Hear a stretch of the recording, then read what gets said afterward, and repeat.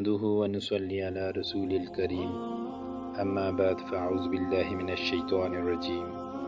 بسم الله الرحمن الرحيم قال الله تعالى في الكلام الحكيم الله لا إله إلا هو الحي القيوم لا تأخذه سنة ولا نوم له ما في السماوات وما في الأرض من ذا الذي يشفع عنده إلا بإذنه يعلم ما بين أيديهم وما خلفهم ولا يحيطون بشيء من علمه إلا بما شاء وسع كرسي السماوات والأرض ولا يعدو حفظهما وهو العلي العظيم۔ ان آیات میں اللہ تعالی سورۃ البقرہ کی 255 تا 266 آیات ہیں، اور ان میں یہ 255 نمبر آیت اللہ تعالیٰ فرماتے ہیں اللہ وہ معبود برحق ہے کہ اس کے سوا کوئی عبادت کے لائق نہیں، زندہ ہے، سب کو تھامنے والا، اسے نہ اونگ آتی ہے نہ نیند، جو کچھ آسمانوں میں اور جو کچھ زمین میں ہے سب اسی کا ہے، کوئی ہے کہ اس کی اجازت کے بغیر اس سے کسی کی سفارش کر سکے، جو کچھ لوگوں کے روبرو ہو رہا ہے اور جو کچھ ان کے پیچھے ہو چکا ہے اسے سب معلوم ہے، اور لوگ اس کی معلومات میں سے کسی چیز پر دسترس حاصل نہیں کر سکتے۔ ہاں، جس قدر وہ چاہتا ہے اسی قدر معلوم کرا دیتا ہے، اس کی بادشاہی اور علم آسمان اور زمین سب پر حاوی ہے، اور اسے ان کی حفاظت کچھ بھی دشوار نہیں، وہ بڑا عالی رتبہ جلیل القدر ہے۔ صدق اللہ العلی العظیم۔ ان آیات کا ترجمہ میں ہم نے جو چیز دیکھی اس میں سب سے پہلے اللہ لا الہ الا ہو،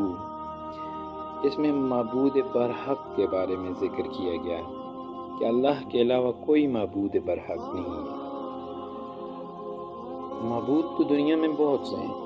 جن کی عبادت کی جاتی ہے، مگر صرف اللہ ہی وہ معبود برحق ہے کہ اس کے علاوہ کوئی عبادت کے لائق ہے ہی نہیں۔ وہ زندہ ہے، قائم ہے۔ یہ والی صورت کہ اس کے زندہ ہونے کی جو یہ دلیل ہے وہی اللہ کو معبود برحق ہونے کے لیے کافی ہے۔ اللہ کے علاوہ کوئی ایسی ہستی، کوئی ایسا بت، کوئی ایسی چیز، کوئی ایسا نظام شمسی کا کوئی سیارہ ستارہ، کوئی چیز بھی جو ہے وہ زندہ ہونے کی دلیل اس کی ہمارے پاس کوئی نہیں ہے۔ ہاں، اللہ ان کو زندہ رکھتا ہے جب تک وہ چاہتا ہے، اور جب چاہتا ہے وہ انہیں ختم کر دیتا ہے، مگر اللہ خود وہ ذات ہے جو حی القیوم ہے۔ یہ اس کی دلیل ہے کہ وہ حی القیوم ہے کہ وہ جب دنیا بنی ہے، دنیا میں آدم علیہ السلام آئے ہیں تو ان سے پہل اللہ کے بارے میں دلائل کہ اللہ موجود ہے، نہ تھا کچھ تو خدا تھا، نہ ہوتا کچھ خدا ہوتا، ڈبویا مجھ کو ہونے دے، نہ ہوتا میں تو کیا ہوتا۔ شاعر نے کتنے خوبصورت انداز میں اس بات کو ڈسکس کر لیا کہ اللہ تو جب کچھ بھی نہیں تھا اس وقت بھی اللہ تھا، اور جب سب کچھ ختم ہو جائے گا تو پھر بھی اللہ ہوگا۔ جب یہ دنیا کا سارا نظام ختم ہو جائے گا، جب یہ چاند ستارے سورج یہ سب کچھ ختم ہو جائیں گے، پھر بھی اللہ ہوگا، تو وہ قائم ہے۔ لا تأخذہ سنۃ ولا نوم، اس کو نہ اونگ آتی ہے نہ نیند۔ کوئی بھی جو دنیا میں جنہوں نے اپنے آپ کو معبود قرار دیا، وہ سوتے تھے، وہ مرتے تھے، وہ پیدا ہوتے تھے، وہ انہیں اونگ آتی تھی، مگر خالق حقیقی جو ہے، جو معبود برحق ہے، اس کی یہ خوبی ہے کہ وہ نہ ہی سوتا ہے نہ ہی اس کو اونگ آتی ہے۔ لَهُ مَا فِي السَّمَاوَاتِ وَمَا فِي الْأَرْضِ، جو کچھ آسمانوں میں ہے،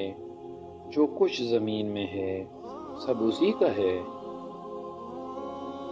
اس طرح بھی اسی کا ہے کہ یہ پیدا کرتا ہی اسی کی ہے، اور اسی کی مرضی ان پر چلتی ہے، ساری قدرتیں اسی کی ہیں۔ وہ چاہتا ہے زمین کو حکم دیتا ہے تو وہ ہریالی میں بدل جاتی ہے، وہ چاہتا ہے تو اس کو بنجر کر دیتا ہے، وہ چاہتا ہے تو دریاؤں کو چلاتا ہے، سمندروں کو چلاتا ہے، وہ چاہتا ہے تو بارش ہوتی ہے، وہ نہیں چاہتا تو بارش نہیں ہوتی۔ من ذا الذی یشفع عنده الا باذنہ، تو کون ہے جو اس کی اجازت کے بغیر کسی کی سفارش کر سکے؟ تو نہ ہی وہ قیامت کے روز کسی میں ہمت ہوگی کہ وہ اللہ کے آگے سفارش کر سکے، اور نہ ہی دنیا کے نظاموں میں یہ جو نظام چل رہے ہیں ان میں اللہ کے آگے کوئی سفارش کر سکتا ہے۔ وہ جانتا ہے جو ان کے آگے ہے، جو ان کے پیچھے ہے، یعنی جو کچھ لوگوں کے روبرو ہو رہا ہے اس کے آگے پیچھے سب اس ذات کو پتہ ہے۔ وہ یہ بھی جانتا ہے کہ وہ سیاہ رنگ کے پتھروں والی زمین والے جو ایک بستی ہے، اس میں سیاہ اندھیری رات ہے، اور سیاہ رنگ کی چونٹی جو ہے وہ سیاہ رنگ کے پتھر پر ہے، اسے پتہ ہے اس کے بارے میں، اس کے منہ میں کیا ہے یہ اس کو ہی خبر ہے۔ وہ اللہ کی ذات سمندروں کے اندر چھپے ہوئے خزانوں کے بارے میں بھی جانتا ہے۔ وہ اللہ کی ذات آسمانوں کے اوپر جو کچھ ہے اسے بھی جانتا ہے، وہ زمین کے اندر جو کچھ ہے اسے بھی جانتا ہے،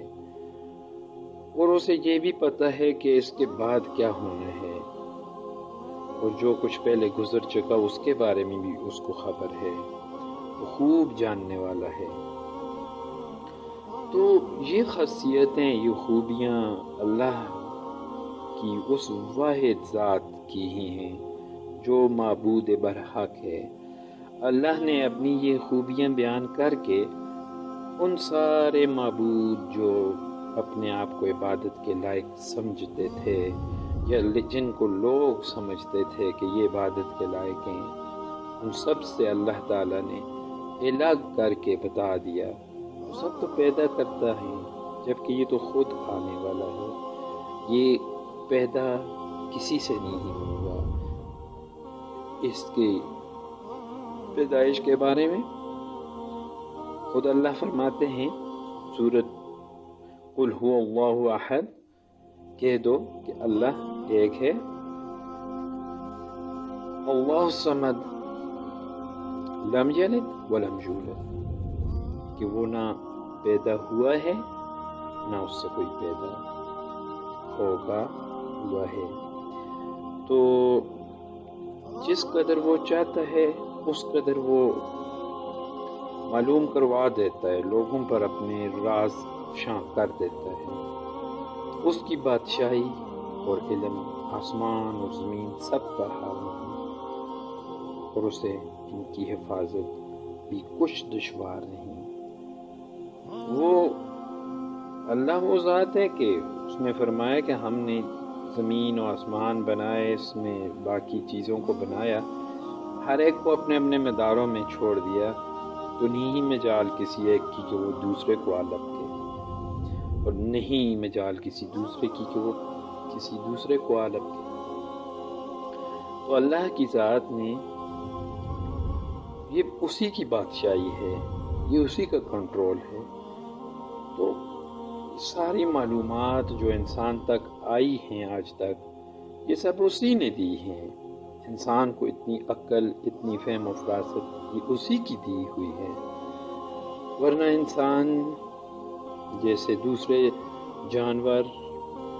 اپنی زندگی گزار رہے ہیں اور وہ ان پر وہ چیزیں افشاں نہیں ہیں جو انسان پر ہیں۔ انسان کو اللہ نے اشرف المخلوقات بنایا، اور اس انسان کے سامنے یہ قرآن، اس کے سامنے یہ قدرتیں، اس کے سامنے اللہ نے اپنی بادشاہی رکھ دی، اور جس کو اس کی بادشاہی اور علم کے بارے میں جو ہے وہ گم ہوا، اس نے اس کو پانے کی کوشش کی، تو بڑے بڑے فلاسفر، بڑے بڑے جو ہے اللہ کے ولی، انہوں نے جو ہے اس کی تلاش کی، تو انہوں نے اس کو اس سمندر میں غوطہ زن ہوئے، تو وہ گہرائی میں چلتے گئے اور اس ذات کی وسعتوں کو نہیں پہنچ پائے۔ تو اللہ بہت ہی زیادہ وسعتوں والا ہے، اور اس کی بادشاہی اور علم آسمان اور زمین پر حاوی ہے۔ اللہ کی کرسی کے بارے میں جب اللہ فرماتے ہیں، اس کی کرسی جو ہے آسمان اور زمین پر کشادہ ہے، تو اس سے پتہ چلتا ہے کہ اس کا علم جو ہے وہ کتنا گہرا ہے، کتنا حاوی ہے، اور اسے ان کی حفاظت کچھ بھی دشوار نہیں۔ یعنی وہی بات کہ اللہ کے ہاں یہ سورج، چاند، ستارے جو بنائے ہوئے ہی اسی کے ہیں، یہ زمین، یہ سارے سسٹمز بنائے ہوئے اس کے ہیں، ٹوٹل کیلکولیٹڈ سسٹم ایک بنا دیے گئے، اسی کو پتہ ہے کہ جی کب کیا ہونا ہے۔ وہ بہت بڑا عالی رتبہ ہے، جلیل القدر ہے۔ وہ کیا خوب کہا گیا ہے کہ اگر اس کی شان میں، اللہ کی شان میں اگر تعریفیں لکھنا شروع کی جائیں تو ساری دنیا کے سمندروں کی سیاہی بنا دی جائے اور سارے درختوں کی کلمیں بنا دی جائیں، تو سیاہیاں ختم ہو جائیں گی اور قلم ختم ہو جائیں گے، اگر اللہ کی تعریفیں ختم نہیں ہوں گی۔ اور اگر اس جیسی اور کلمیں بنا دی جائیں اور اس جیسے اور سمندر لائے جائیں، وہ بھی ختم ہو جائیں گے، مگر اللہ کی تعریفیں پھر بھی ختم نہیں ہوں گی۔ اسی لیے وہی عالی ذات، وہی جلیل القدر، وہی عالی رتبہ اللہ ہے جو عبادت کے لائق ہے۔ اللہ تعالی ہمیں اس بات کو سمجھنے اور اس کے مطابق اپنی زندگی کو بسر کرنے اور توحید کے جھنڈوں کو سربلند کرنے اور اخلاص کے ساتھ اپنی عبادات کو ثابت قدمی کے ساتھ